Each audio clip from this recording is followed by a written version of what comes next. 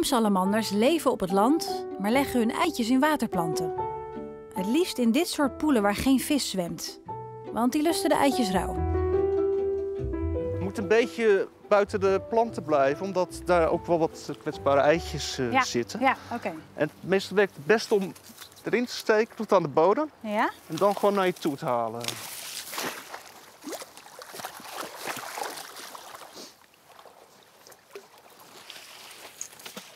Ja, de bodem en dan dan gewoon naar je toe.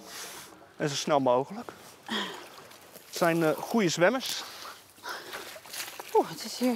Nou, dan kunnen we even kijken wat de inhoud biedt. Ik heb weer heel veel alg. Oh, kijk, allemaal. Oh, kijk. 1, 2, 3. Wow. Dit is een dik. Salamanders. Hé, dit is een kamsalamander. Dat lijkt een kamsalamander, want hij heeft ook een enorme kam. Maar dit is dan het mannetje van de kleine watersalamander. Oké. En dit zijn weer vrouwtjes. Een jong vrouwtje, gewoon een volwassen groot vrouwtje.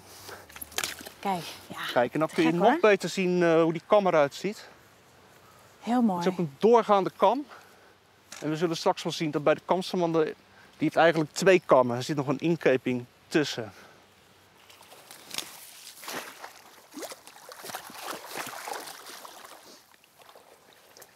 Nou, hier hebben we dan onze gezochte soort. Hé, nee, dat is hem. Dat is hem nou. Tadaa.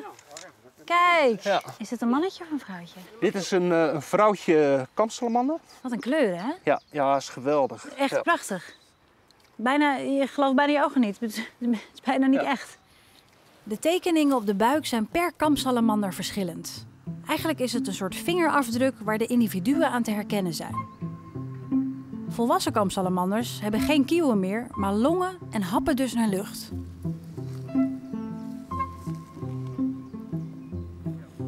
Het vrouwtje heet dan wel kamsalamander, maar voor de echte kam moeten we op zoek naar een man. Ja, Heb jij er ook in. Hey, Kijk, dat is een mannetje. is dat een mannetje? Zal ik even, Leuk, Theo. even het cuvet pakken? Kom er maar in. Kijk eens. Ja, Prachtige kam. nu zie je die kam, hè? Nu zie je die kam mooi. In het water zien we heel mooi. Heeft hij die kam altijd eigenlijk? Nee. Nee, dat is echt alleen maar in de voortplantingstijd. Dus dat is alleen maar als het water ingaat dat die kam begint te groeien. Ja? En dat gebruiken ze om display naar de vrouwtjes toe, om een beetje indruk te maken. Oh ja.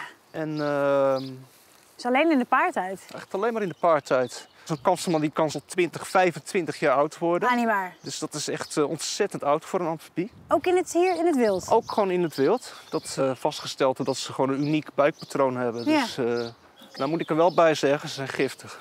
Eigenlijk geven die kleuren dat ook wel een beetje aan. Hè? Zwart en geel, net als bij wespen, zijn ook zwart en geel. Ja. Het is allebei toch een beetje dat giftige. Pas Het op. is toch om die predator te leren van iets met een felle buik moet ik niet meer op gaan eten. Ja. En op die manier heeft hij ook een iets betere overlevingskans.